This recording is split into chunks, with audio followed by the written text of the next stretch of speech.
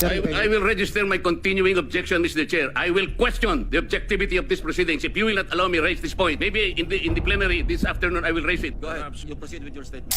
Senator Lacson hindi na nakapagtimpi, binanatan at sinabon si Senator Marcoleta.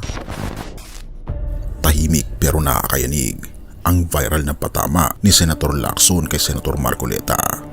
Natin ay problemang kasangkot na po ang kinabukasan ng ating bansa. Sasabihin ba natin interparliamentary courtesy? Nakikinig po ang buong bayan. Tatakpan po ba natin ang dahil sa interparliamentary courtesy? Nakasulat po ba sa bato yun? Absolute po ba yun? Yun po yung aking ikinasasama ng loob eh. Hindi po tayo dapat mag-away-away. Iisa po ang ating layunin. Ang ating bansa ang pinaka-importante sa ating lahat. Bakit po kinakailangang ilihis natin? Bakit po tayo gagawa ng paraan para pagtakpan po natin ang hindi dapat pagtakpan? Maraming salamat po. May kilala ka bang politiko na maingay pero kapag tinanong sa detalye, biglang tahimik? Parang nagsasabing, the loudest in the room is the weakest. Pero paano kung mismong veteranong mababatas ang nagsabi nito? Hindi sa papyaw, kundi sunod-sunod na patama. Therefore, huwag ka munang aalis dahil sa dulo nito, maintindihan mo kung bakit ang pinakamatinding suntok ay minsan nanggagaling sa katahimikan. Kapag nonsense, manahimik ka. September 29, 2025, isang maikling linya ang pinakawalan. The best response to nonsense is silence. Simple, diretso, walang pangalan, pero sapat para pasiklabin ang social media. Sino ang tinamaan? Therefore, binalikan ng netizens ang mga nakaraang init ng ulo sa mga pagdinig sa Senado, kung saan nagkainitan sina Senator Ping Lacson at Senator Rodante Marcoleta sa flood control probe na laman ng balita kamakailan. Para sa konteksto ng bangayan, panoorin natin ito. The point is, an investigator cannot be judged at the same time. Judge? We are not judging. No, ang importante rito is the objectivity, sinasabi ko na tayo. Are you trying to steal the show? No.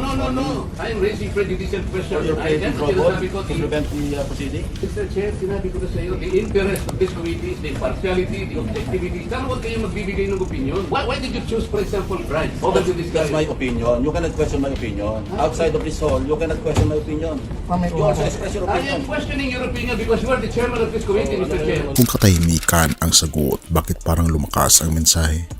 The loudest is the weakest. September 30, 2025, sumunod ang kasabihan na ipinost ni Senator Lacson. The loudest one in the room is the weakest. Hindi raw lakas ng ingay, pero pagtakip. Kapag walang ebidensya, therefore ginagawa mong soundtrack ang yabang. Dito na nag-theory crafting ang publiko kung sino ang pinakamaingay sa mga hearing. Siya ba ang pinakamahinang argumento? Ang linya ay hindi nabanggit ng pangalan, pero ang konteksto ng mga balitang sagutan ay parang naglagay ng spotlight sa isang tao kahit wala pang direktang nabanggit. May pusa sa ibaba, may aso sa itaas. October 2, 2025, pangatlong tira. Sabi pa dito sa post, help. Is there a veterinary clinic with an animal psychiatric ward? We have a crazy cat that keeps meowing on the ground floor and an annoying dog that keeps barking on the upper floor. Ito ba ay tumutukoy kay Congressman Kiko Barsaga sa lower house at kay Senator Marcoleta sa upper house? Ang metapora ay hindi random, pero kapag ang politika ay parang bahay na may pusa sa ibaba at aso sa itaas, sino ang nasaang palapag? Therefore, hindi lang ito tungkol sa alingaw-ngaw, ito'y mapa ng kapangyarihan. Sino ang nasa ground floor? Sino ang nasa upper floor? Ang hindi nababanggit ng pangalan ay taktika, pero kapag malinaw sa timeline at konteksto ang pinanggagalingan, hindi mo na kailangang isigaw. Therefore, pinapawisan ang mga mahilig sumabat. Dahil ang katahimikan ay may sariling amplifier, ang imahinasyon ng publiko, ang alaala ng nakitang away sa hearing at ang paulit-ulit na tanong, kung hindi ikaw ang tinamaan, bakit ka affected? Habang umiigting ang mga batutsada, umiikot ang usapan sa budget insertions at flood control, mga temang matagal nang kinakalampag ni Senator Lacson. Hindi ito simpleng bardagulan, therefore ang larong ito ay tungkol sa datos, papeles at kung sino ang kayang magpaliwanag ng walang pa-all caps. Kung malinis ang libro mo, bakit mo kailangan ng megaphone? Ang sabi, silence is the best response to nonsense. Pero bakit mas maingay ang epekto ng katahimikan? Dahil sa politika, Therefore may dalawang uri ng ingay. Una, inggit na ingay para kunwaring malakas. Pangalawa, ebidensyang ingay. Tunog ng dokumento, resibo at sworn statements. Kapag hindi ka makapaglabas ng pangalawa, doon ka babagsak sa una at doon ka nagmumukhang mahina.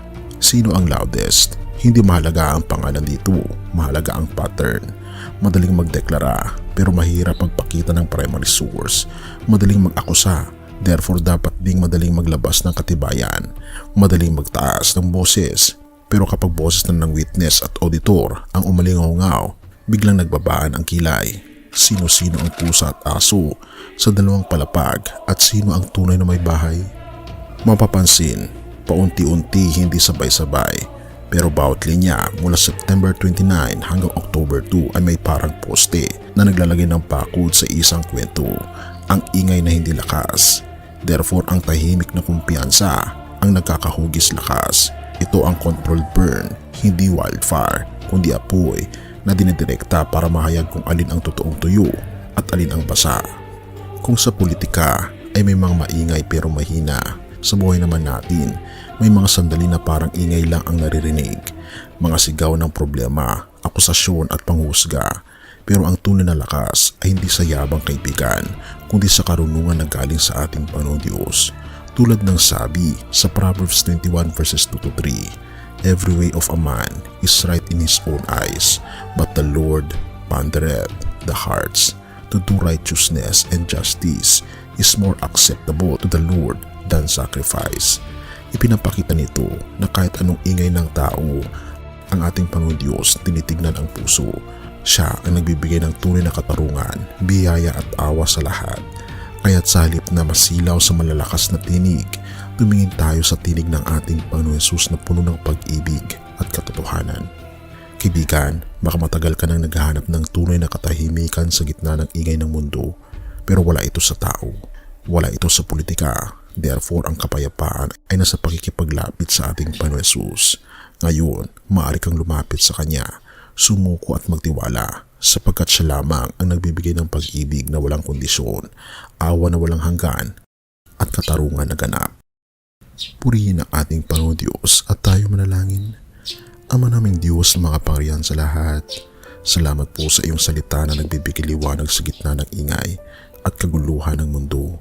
Patawarin niyo po kami sa aming mga pagkukulang at ilapit niyo po kami, Panginoong Diyos, sa inyo pong anak na walang iba kundi ang aming Panginoong Kristo na siyang aming tagapagligtas. Turuan niyo po kami magtiwala sa iyong katarungan, umasa sa iyong awa at mamuhay sa iyong biyaya at pag-ibig araw-araw. Inyo pong alagaan, Panginoon at patnubayan, ang aming mga leaders, ang mga mamayang Pilipino at lahat ng tao sa mundo. Pinupuri po namin kayo at pinapasalamatan, o aming Panginoon Diyos, sa inyo pong pag-ibig sa amin. At patuloy niyo po kaming patnubayan at patawarin niyo po kami sa lahat ng aming mga pagkukulang at pagkakasala. At salamat po sa pagdinig ng aming mga panalangin, sapagat ito po ang aming samot hiling sa matamis na pangalan ng aming Panginoon Hesus. Amen. Bago natin ipagpatuloy, kaibigan, siya nga pala ang Great Controversy, na isa sa mga pinaka-kontrobersyal na libro dahil tumutukoy ito sa mga propesiya sa libro ng Daniel at Revelation na nagaganap na sa panahon natin ngayon. Bago ang pagdating ng ating Panginoong Diyos ay pinamimigay na namin ng libre sa pamamagitan ng PDF. At ito ay nasa limited lamang na panahon, kaya i-click mo sa description sa baba upang ma-avail mo, kaibigan, ang napaka-importanteng libro ito na magbubukas sa iyo sa mas maliwanag mong hinaharap. Purihin ang ating Panginoong Diyos at tayo magpatuloy.